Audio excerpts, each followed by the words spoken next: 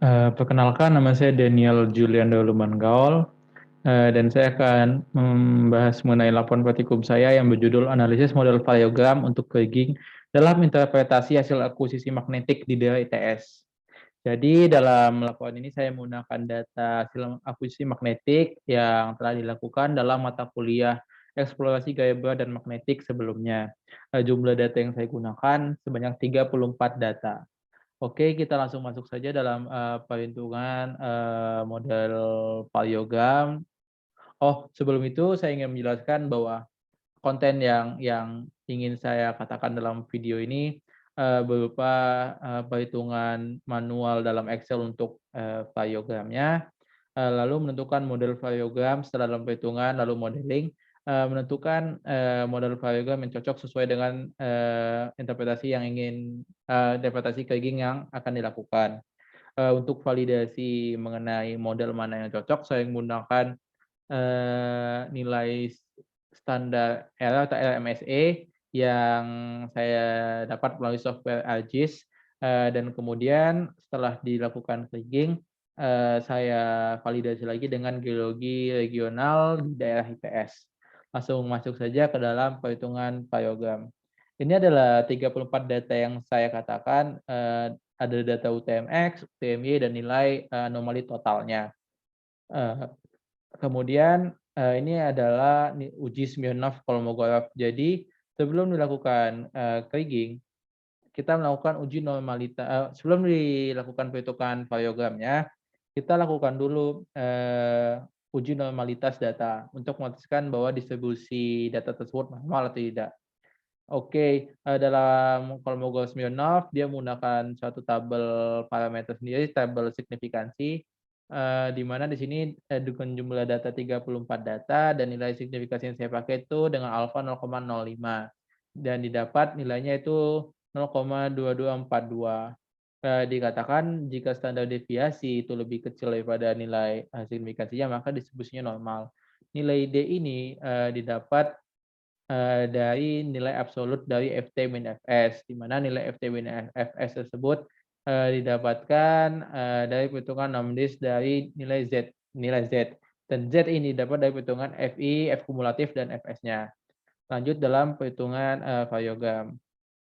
Oke, dari perhitungan variogram ini, selain melakukan perhitungan variogramnya, kita juga melakukan eksperimental variogramnya, di mana dalam eksperimental itu kita nanti dapat nilai SIL, nugget, sama range-nya. Nah, dalam plotting grafik eksperimental variogram, itu kita membutuhkan nilai variogram dan nilai lag distance-nya, di mana lag distance itu adalah jarak. Jadi untuk perhitungan jarak, pertama kita melakukan perhitungan jarak dengan rumus akar dari X1 min X2 kuadrat ditambah Y1 min Y2 kuadrat. Itu X1 dan Y1 itu merupakan data UTMX dan UTMY. Lalu didapatkan seperti tabel yang berikut ini.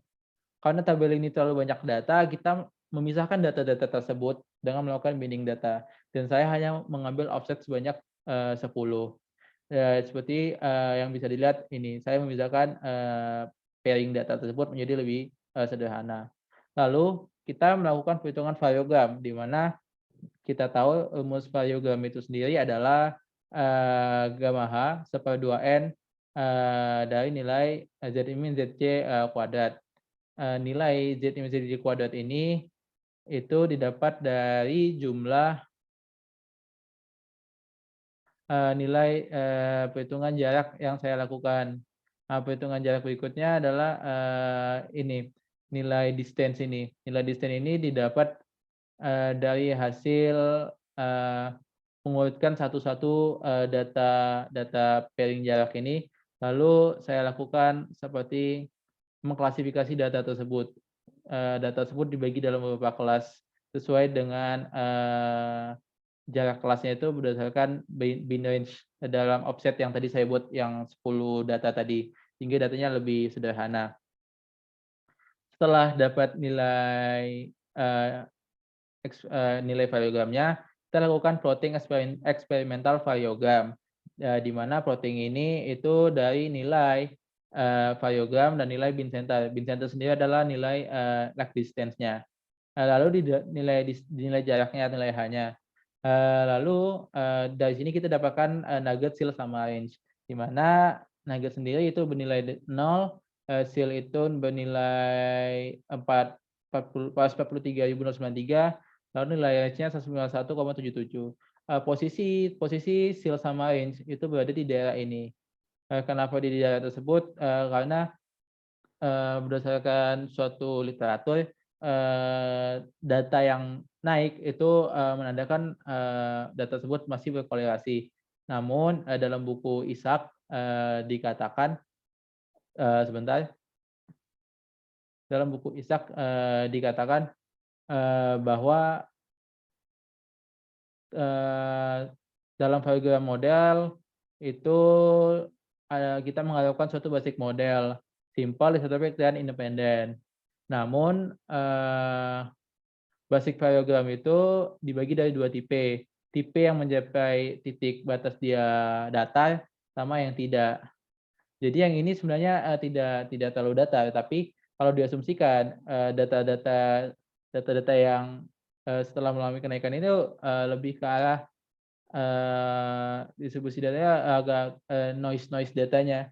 Dan kalau misalnya kita lakukan, trend line, itu tuh naik dan lurus, sehingga saya menentukan seal sama range-nya itu di daerah ini, dan dapatlah nilai seal, range, sama nugget-nya. Setelah dapatkan nilai seal, nugget, sama range, kita melakukan, model variogram. Nah, untuk model variogram sendiri, saya menggunakan 3 model, yaitu spherical, Gaussian, sama eksponensial. Kenapa saya memiliki 3 itu? Karena kalau misalnya linear itu kan, tidak membutuhkan nilai seal, dan saya memilih untuk memakai nilai seal, nugget, sama range agar, perbandingannya, seimbang. Untuk rumusnya, dalam buku Ishak itu dijelaskan, rumus PK model itu, seperti berikut. Untuk rumus yang atas ini, itu untuk kondisi di mana nilai luck distance-nya itu lebih kecil dari nilai range-nya. Dan jika sebaliknya, maka ada, ketentuan tersendiri. Kemudian yang eksponensial itu rumusnya seperti ini, dan Gaussian model itu rumusnya seperti ini. Kemudian kita input, rumus tersebut, dan didapatkan hasilnya seperti ini. Kemudian kita plating, masing-masing model adalah terhadap nilai, gamma H atau nilai variogram, dan dihasilkan seperti ini. Hal ini, sesuai dengan, literatur buku Ishak, untuk bentuknya, sesuai dengan, literatur yang ada, di mana nilai Gaussian itu agak seperti berbentuk S, kemudian eksponensial kalau kita lihat di sini yang garis panjang ini, eee, agak eksponensial itu agak melengkung sedikit, lalu yang spherical itu, cenderung lebih lurus. Kalau kita spherical itu cenderung lurus dan eksponensial agak lebih melengkung. Oke, kemudian nilai tersebut saya masukkan ke dalam AGIS, dan kita bisa mendapatkan error-nya. Hasil hasil LMSE sudah saya cantumkan dalam laporan saya, di mana itu nilai, yang paling kecil error-nya yaitu nilai eksponensial, yaitu sebesar 0,00228. Sedangkan yang paling tinggi itu adalah, Gaussian sebesar 0,01. 0,01 dan ini 0,002. Lalu ada spherical, nilai LMS-nya itu, standar itu 0,0324. Eh, Lalu saya coba input ketiganya untuk, sekedar melihat apa sih yang terjadi, kalau misalnya memang Gaussian itu L-nya lebih besar, apa tandanya kalau misal kita masukkan dalam kriging? Apakah terlalu objektif memang dia salah atau tidak gitu loh. Saya masukkan, dan didapatkan seperti ini. Kita lihat, eksponensial, spherical, dan Gaussian. Di mana Gaussian tadi L-nya kan tinggi ya, dan ternyata saat saya input, emang, memiliki nilai yang, bentuk hasil kriging yang berbeda dari eksponensial dan spherical. Sangat-sangat jauh kalau kita lihat bedanya. Jadi, yang kita gunakan dalam kriging untuk interpretasi dari anomali, magnetik ini adalah yang eksponensial dengan nilai R tadi itu sebesar 0,002. 287813. Oke, kemudian saya coba input lagi, dalam, ArcGIS. Ini adalah, kriging hasil eksponensial yang nilai error-nya itu paling kecil. Dan bisa kita lihat, hasil ArcGIS sama sama itu, sama saja. Dan untuk spherical juga sebenarnya tidak terlalu memiliki signifikasi bentuk yang beda ya. Eee, dan kemudian, validasi selanjutnya adalah saya validasi dengan, peta, eee, regional sekitar di ITS, di mana kita tahu untuk daerah ITS itu adalah daerah endapan aluvial, di mana letaknya kan, kalau kita lihat, eee, distribusi sedimen itu, letak dengan tempatnya itu adalah jarak paling jauh, sehingga variansi sedimennya harusnya lebih lebih tidak terlalu bervariansi. Namun, kalau kita lihat hasil kriging ini, itu kenapa terlalu banyak anomali begitu. Di bagian utara itu sangat anomalinya tinggi. Nah, saya bandingkan lagi, saya overlay dengan daerah penelitian. Karena kita ingat ini adalah penelitian magnetik, otomatis, pengaruh gedung, lalu besi-besi daerah sekitar, itu sangat mempengaruhi. Kalau ini kita lihat, kita overlay, daerah yang memiliki anomali, itu cenderung daerah yang dekat dengan gedung-gedung. Intensitas gedung di sini, sangat sangat sangat padat ya kalau kita lihat, di sini, ini daerah ini, merupakan daerah yang padat dengan gedung, lalu sini terdapat gedung juga, ini gedung juga, ini dekat dengan jalan dan, research center-nya ITS, lalu di sini dekat dengan departemen PWK, dan cenderung banyak banyak, intensitas gedung yang mempengaruhi nilai anomali magnetik. Dan kemudian, hasil tersebut menjawab dari, tujuan saya, di mana tujuan saya kan, mengetahui aplikasi geostatistika yaitu kriging mulai dari pengolahan, di mana kita sudah melakukan pengolahan, mulai dari perhitungan tiap pair jarak, di mana karena perhitungannya begitu ribet dan banyak, saya, lakukan penyederhanaan melalui binding data, di mana saya hanya mengambil sekitar 10 sampel dengan N10 sampel, untuk, memudahkan perhitungan. Nah, dari 10 sampel itu saya mendapatkan kelas-kelas. Nah, dan tiap pairing tadi, yang sebanyak tadi, saya kumpulkan jadi satu, lalu saya bagi per kelasnya. Saya filter dulu dari kecil ke besar. Kalau kita lihat, di sini, setelah saya masukkan menjadi satu baris, ini saya filter, menjadi yang kecil dulu, baru yang lebih besar, dari kecil ke besar. Nah, jarak kelasnya, itu kita bisa lihat dari, ini bin range-nya, range jaraknya. Jadi kita klasifikasi berdasarkan bin range-nya. Contoh, bin range-nya itu 113,8. Nilai mana yang di antara 0 sampai 113,83, yaitu sampai batas ini, 112,6144. Itu saya klasifikasikan, sehingga datanya lebih sederhana, begitu. Lalu kita sudah melakukan perhitungan variogram, di mana itu rumusnya 1/2n dari nilai Z image Z kuadrat. Lalu kita lakukan eksperimental variogram untuk mendapatkan nilai seal, nugget, sama nilai range-nya.